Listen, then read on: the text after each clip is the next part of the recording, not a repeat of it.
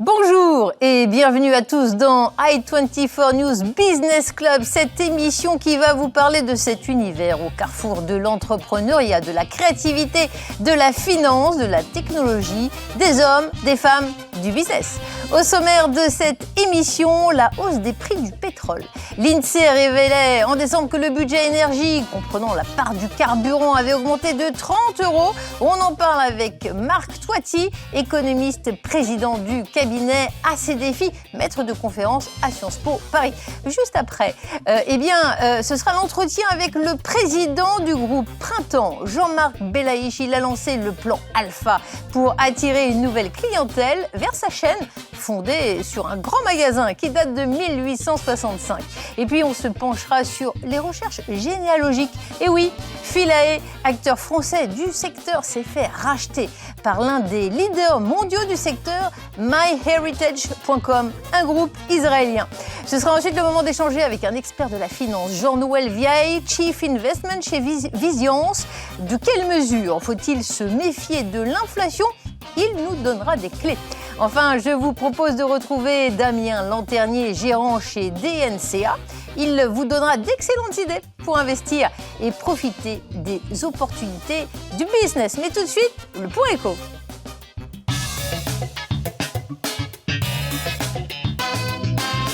On se tourne tout de suite vers notre invité Marc Toiti. Il est maître de conférence à Sciences Po Paris, président du cabinet ACDFI. Marc Toiti, bonjour. Bonjour Fabienne, bonjour à toutes et à tous. Ravi de vous retrouver. Vous êtes au Moyen-Orient, précisément tout près des puits de pétrole. Alors on va en parler parce qu'il y a énormément de perturbations côté offre, des tensions géopolitiques et la supposée faible dangerosité du variant Omicron. Tout ça, ça pousse les cours vers le haut. Comment analysez-vous cette poussée de fièvre ? En fait, c'est très simple. On a une situation du marché mondial de la croissance qui est en train de redémarrer donc depuis 2020 et 2021. Et tout simplement, l'offre de pétrole ne s'était pas encore ajustée. Donc la demande est toujours supérieure à l'offre, parce qu'on a une croissance mondiale qui est forte.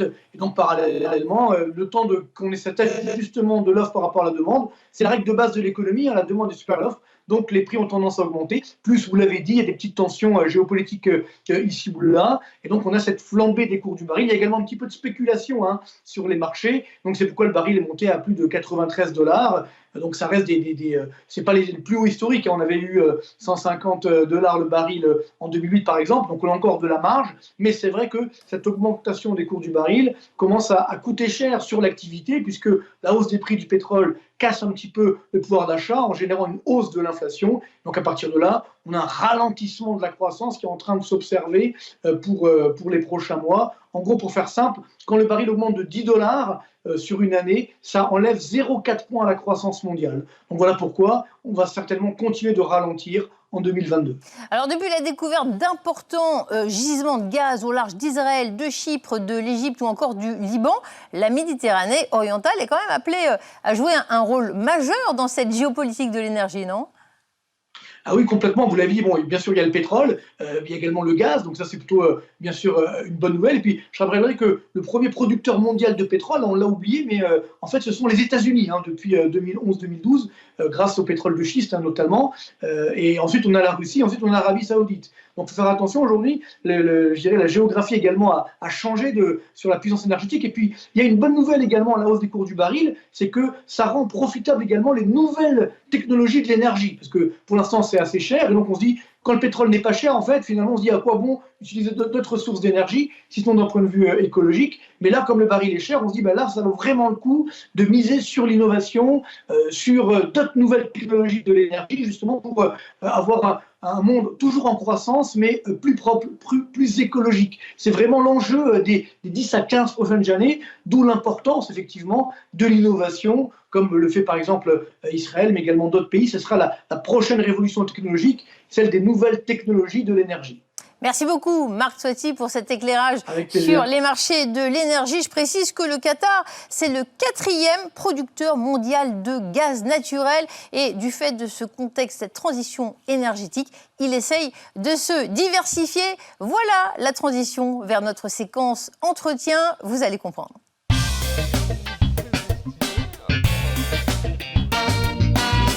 Si la France a acquis ses lettres de noblesse dans le luxe et la mode, c'est aussi grâce à ces grands magasins qui sont devenus, sous leur féerique verrière Art Nouveau, des monuments aussi incontournables que la Tour Eiffel ou Notre-Dame. Je reçois Jean-Marc Belaïch, président du groupe Le Printemps, société fondée en 1865 par Jules Jaluzeau. Jean-Marc Belaïch, bonjour. Bonjour Fabienne. Merci d'être notre invité. Alors, vous avez passé 20 ans au Boston Consulting Group en charge des secteurs mode, beauté, grands magasins. Vous avez dirigé la stratégie de développement du joaillier Tiffany. Et depuis octobre, vous êtes aux manettes de cette institution iconique qu'est le Printemps. Alors, comment se sont passés les soldes? On reste dans l'actualité. Les soldes, écoutez, on a été impacté par l'Omicron, la variante Omicron, avec 3 jours de télétravail. Je dois vous dire, c'est pas facile pour les grands magasins. Déjà, les gens consomment moins. Donc, je vous dirais, c'était pas des très, très bons soldes. Par contre, juste avant, on a eu une belle fin d'année. Octobre, novembre, décembre, il y avait un certain retour de touristes à Paris, dont on a pu bénéficier. Et puis surtout, les ventes sur les Français, les locaux, ont été plutôt très, très bonnes. Et quelles sont les tendances de consommation? Vous êtes un expert, vous analysez les datas, les pratiques, les comportements. Alors, il y a des secteurs qui performent beaucoup mieux que d'autres. On se rend compte que la maison est en explosion. On a la chance au groupe Printemps d'avoir l'enseigne Made in Design, qui est un pure player e-commerce qui se focalise sur la maison et la décoration. Donc là, on a pu bien bénéficier de cette croissance. Ensuite, il y a évidemment la pénétration de l'e-commerce et qui continue à pénétrer avec force. Et c'est pour ça qu'avec Printemps.com, Citadium.com et aussi Place des Tendances et Made in Design, les 2 pure players, qu'on arrive à avoir des bons chiffres sur ces canaux-là.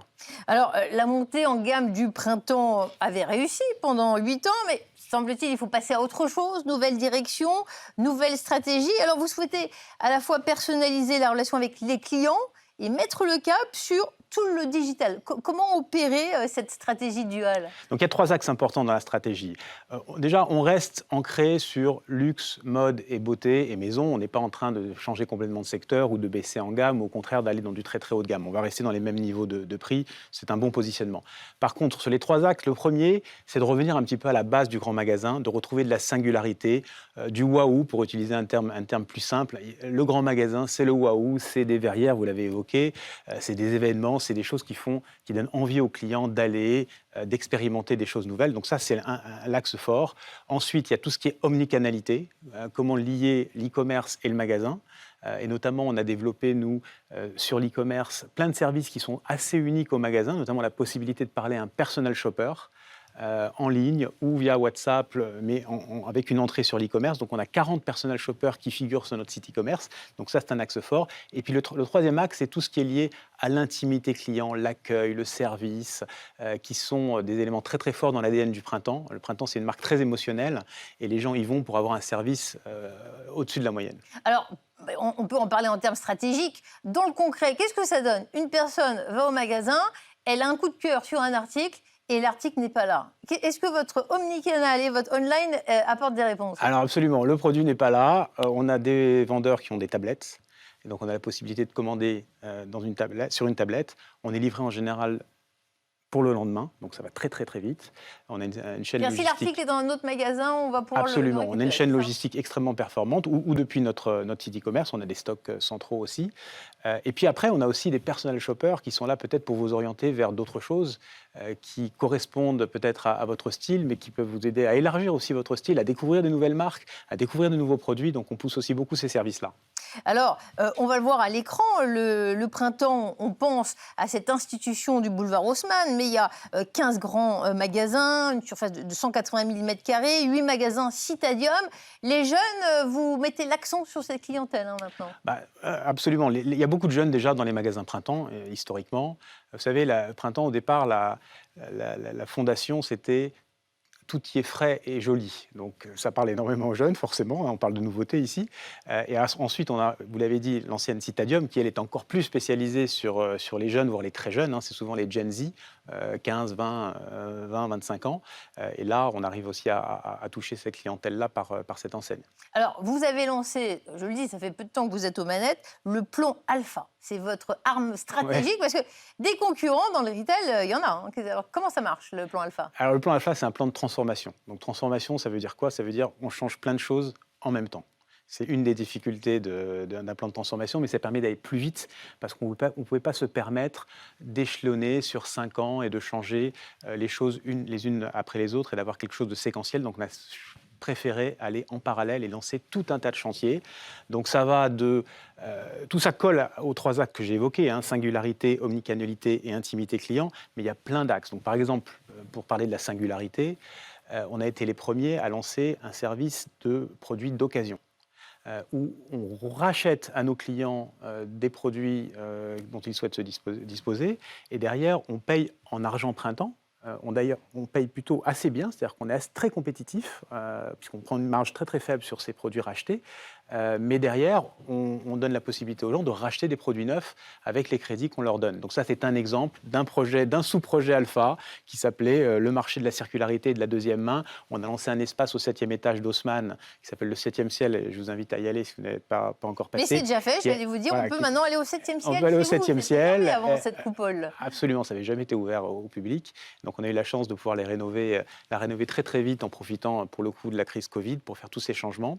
Et voilà, c'est un exemple de groupe Alpha, mais on en a une vingtaine de groupes Alpha. Donc sous ce projet, on a des axes qui focalisent sur tout ce qui est personal shopper, dont j'ai parlé tout à l'heure, qui est un axe très important de notre stratégie.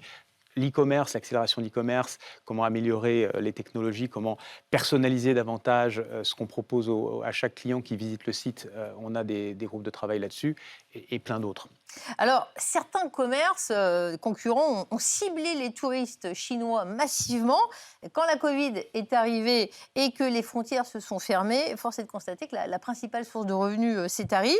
Je vous propose d'écouter Corinne Ménégo. Elle est directrice générale de l'Office de tourisme de Paris et elle résume le contexte spécial de ces derniers mois. On l'écoute. On a vu depuis l'été dernier où la période a été beaucoup plus favorable en termes de chiffres puisque c'était plus facile de voyager. On a eu pas mal de clientèle nord-américaine et également moyen-orientaux qui sont venus assez fortement pendant tout l'été jusqu'à septembre-octobre. Il est vrai que là, depuis les dernières annonces d'avant l'hiver, d'avant Noël, les annonces ont un peu ralenti le flux de touristes et ce début d'année était un petit peu quand même au ralenti avec toutes les incertitudes liées à la période sanitaire évidemment, à la mise en place du pass vaccinal, aux différents replis, je dirais, dans les différents pays. Mais on a bon espoir que les réservations reprennent rapidement. Pour l'instant, on est encore sur des chiffres qui sont un peu faibles par rapport à un 2019, puisqu'on doit être aux alentours de moins 50% à peu près sur ces clientèles type américaine et moyenne-orientale. Beaucoup de beaux magasins, la Samaritaine a rouvert, le printemps, grande concurrence, ces grands magasins, ça fait partie, c'est du patrimoine, ça fait partie des atouts à l'échelle internationale qui font de Paris une ville unique.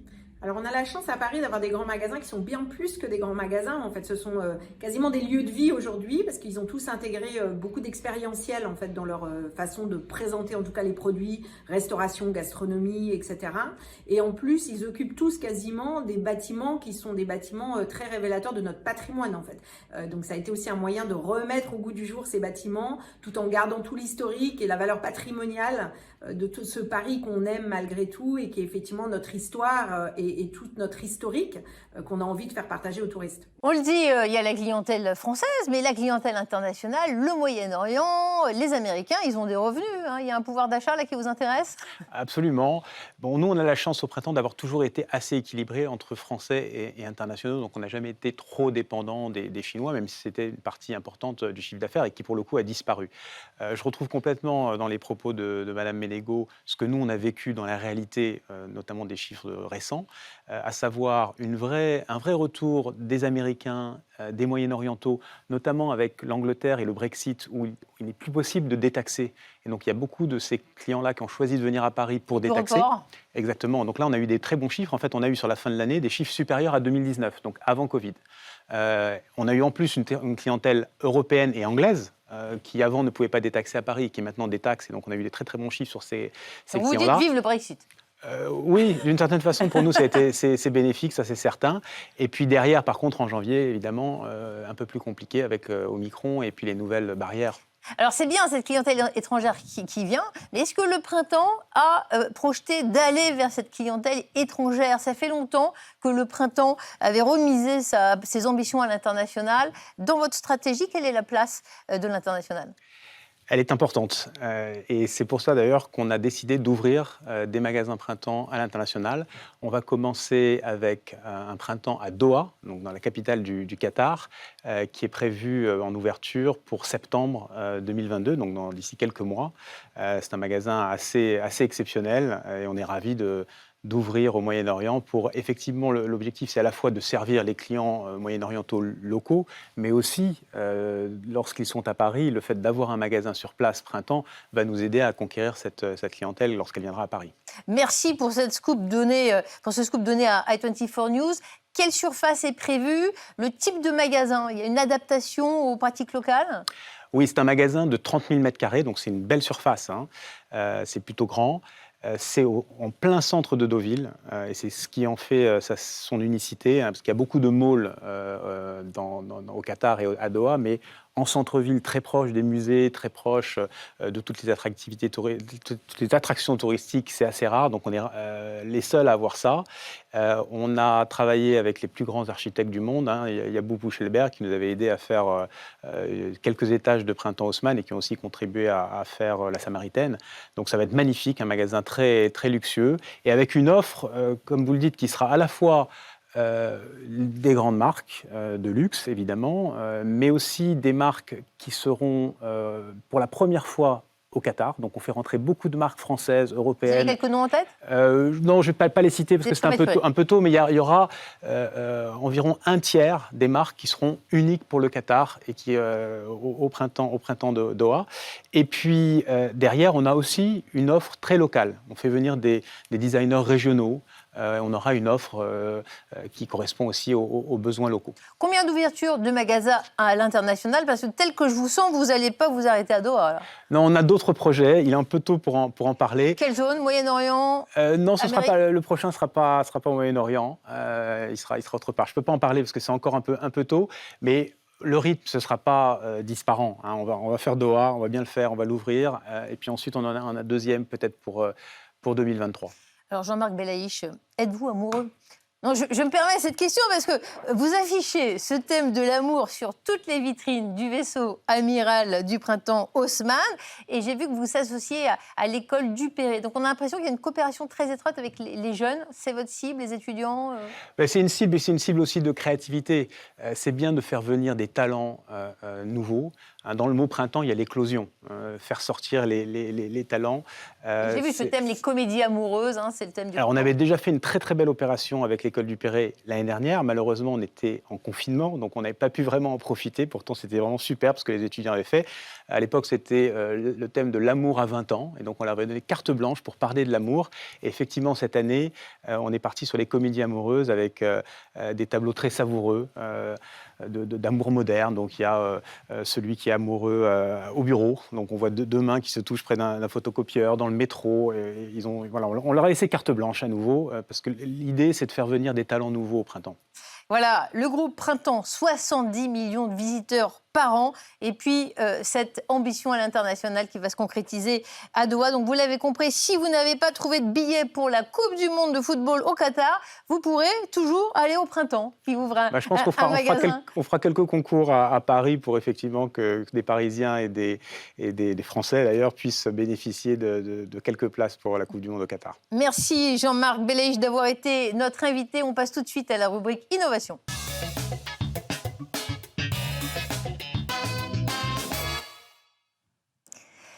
À la la surprise générale, le spécialiste français de la généalogie Philae s'est rapproché du groupe israélien MyHeritage.com, l'un des leaders mondiaux avec 100 millions d'utilisateurs présents dans 43 pays. Autrefois, la chronologie était très chronophage, on ne savait pas où s'étaient mariés ses ancêtres, mais beaucoup d'actes ont été numérisés. Retrouver ses racines devient un véritable hobby et un business, un sujet que j'ai réalisé avec Paul Montaureau et Léa Djadj. On constate un engouement croissant des Français pour la généalogie. Avec un moteur de recherche et la numérisation des documents, l'enquête est grandement facilitée. Quelques clics aujourd'hui, on peut commencer à créer son arbre généalogique sur notre site et ensuite on lance des recherches pour retrouver automatiquement ses grands-parents, ses arrière-grands-parents. Donc il suffit de taper un nom, un prénom, de donner éventuellement des indications de lieu et on va vous emmener dans les actes authentiques de naissance, de mariage et de décès. Au début, simple curiosité, la recherche devient vite une passion. C'est une succession de découvertes qui vous permet d'avancer dans l'histoire, de découvrir des mariages, de remonter des générations. Si vous avez ma roue d'ascendance sur 10 générations, vous rencontrez des passionnés qui font des recherches sur les mêmes familles que vous. Et donc du coup, ça vous donne envie d'aller plus loin et ça vous permet de retrouver des branches, des cousinages célèbres, par exemple avec Antoine Blondin en ce qui me concerne. Depuis son plus jeune âge, Marie-Hélène est passionnée par la généalogie. Son père historien se reposait sur sa mémoire. Aujourd'hui, elle utilise tous les outils possibles. L'origine des Juifs de ma famille, elle est multiple. Elle est probablement, il y en a une partie qui vient de Palestine jusque dans le Maghreb. Il y en a une partie qui a dû venir d'Espagne, puisqu'il y a des Ganancia, des Vidal, qui sont venus d'Espagne au moment d'Isabelle la catholique, quand elle a fait l'édit d'expulsion des Juifs. Et puis il y a des Berbères qui ont été judaïsés. Mon père est probablement de cette origine-là, au départ, puisque son nom est un nom arabe. Ayash, c'est qui donne la vie. Il y a des familles où tout le monde attrape le virus de la généalogie. J'ai une petite fille qui a 25 ans, elle m'a demandé son arbre, et que j'ai fait sur Philae. Et ils essayent de se souvenir qui est qui. Parfois, la petite histoire rejoint le récit national. Cet ancêtre, du côté de mon père, qui était président de la communauté juive de Tlemcen, avait écrit au moment des premières élections de 1871, juste après le décret Crémieux, avait écrit à l'Assemblée nationale parce qu'on avait empêché des Juifs de s'inscrire pour voter. Et quand le débat est arrivé à l'Assemblée nationale, les députés se sont révoltés contre cet empêchement. Et Adolphe Thiers, qui lui visait l'abolition du décret Crémieux, préférait renoncer à cette abolition parce qu'il visait la présidence de la République qui était pour lui plus importante. Les recherches permettent de retracer les parcours de populations lointaines. Marie-Hélène travaille avec d'autres bénévoles à retracer la vie de professeurs de l'Alliance juive israélite. L'écrit de Jaffa, je ne comprends pas, elle était à Jérusalem. Oui. Alors qu'est-ce qu'elle raconte ? Philae, maintenant dans le giron du groupe MyHeritage.com, accessible en plus de 40 langues, dispose de 300 millions de données. Il y a une dimension émotionnelle très forte parce qu'on voit en fait si l'ancêtre savait signer ou alors s'il a mis une croix. Avec tout l'exode rural, plus on est déraciné et plus il y a de mobilité professionnelle, plus il y a de familles recomposées, plus on a envie et besoin de savoir finalement d'où on vient. Les technologies du big data, la numérisation des archives permettent de gagner du temps dans les recherches généalogiques pour essayer de répondre à cette question. Qui suis-je ? Et oui, des fusions-acquisitions, il y en a dans tous les domaines. On passe du coup tout de suite au point bourse.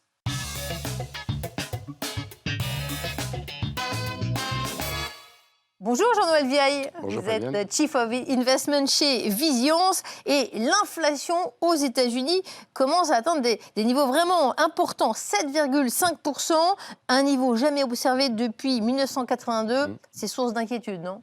Oui, ça va être l'inquiétude fondamentale pour les marchés en 2022.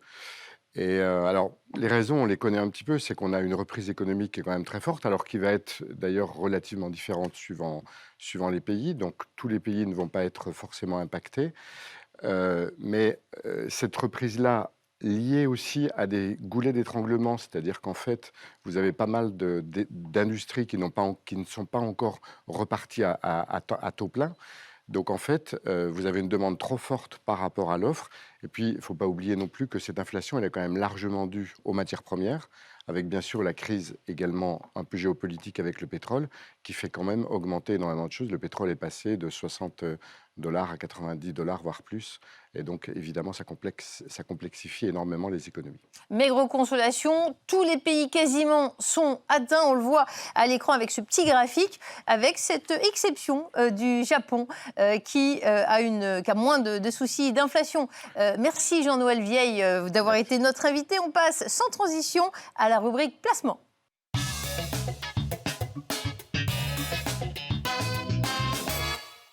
Notre invité aujourd'hui, Damien Lanternier, il est gérant chez DNCA et notamment sur le fonds Opportunité Zone Euro. Damien Lanternier, bonjour. Bonjour Fabienne. Alors dans ce contexte de rebond économique dans la zone euro, quelles sont vos préférences ? Nous, on privilégie clairement des secteurs cycliques et en particulier les secteurs qui ont beaucoup souffert pendant l'épidémie du Covid. Et donc, ce qu'on pense, c'est qu'il va y avoir une libération très forte de la demande. Il y a beaucoup de demandes qui n'ont pas pu être servies, par exemple sur le secteur automobile ou bien plus encore sur ce qu'on s'appelle les secteurs qui vont profiter du reopening. Donc, évidemment, on pense tous au tourisme, à l'aéronautique. Allez, on donne des idées à nos téléspectateurs. Quelles recommandations ? Airbus, moi je trouve c'est vraiment une société formidable. Alors d'abord parce que c'est une position concurrentielle exceptionnelle. L'aéronautique c'est un duopole depuis des décennies. Typiquement l'industrie chinoise essaye de rattraper mais il n'y arrive pas. Et puis on a un avion quand même qui est absolument fantastique, qui est l'A320neo. L'A320 Neo, pourquoi ? Il est en train d'écraser en fait son principal concurrent qui est le Boeing 737. Alors pourquoi ? Tout d'abord en termes de fiabilité. Quand même, de crash au début de la navette d'avion, c'est quand même un problème et ça le restera jusqu'à la fin. Ensuite, c'est un avion beaucoup plus économe, qui consomme moins et qui est beaucoup plus économique pour les compagnies aériennes qui l'utilisent. Et puis enfin, ça permet de faire énormément de choses qu'avant des avions court courrier ne pouvaient pas faire. Donc typiquement, ça peut remplacer un grand nombre d'avions long courrier pour faire partir directement aux États-Unis avec un avion monocouloir comme l'A321 XLR. Bon, moi, je partirais bien à Doha. On en parlait tout à l'heure dans l'émission avec un A320 ou 321. En tout cas, on le voit, Damien Lanternier, un homme de conviction comme DNCA qui fait des paris parce que la réussite en économie et en business, c'est aussi une affaire de choix et d'intuition. Merci Damien Lanternier pour votre éclairage. Et puis, c'est la fin de cette émission. Je remercie tous ceux qui ont participé et puis les invités, bien évidemment. Merci de nous avoir suivis. Merci.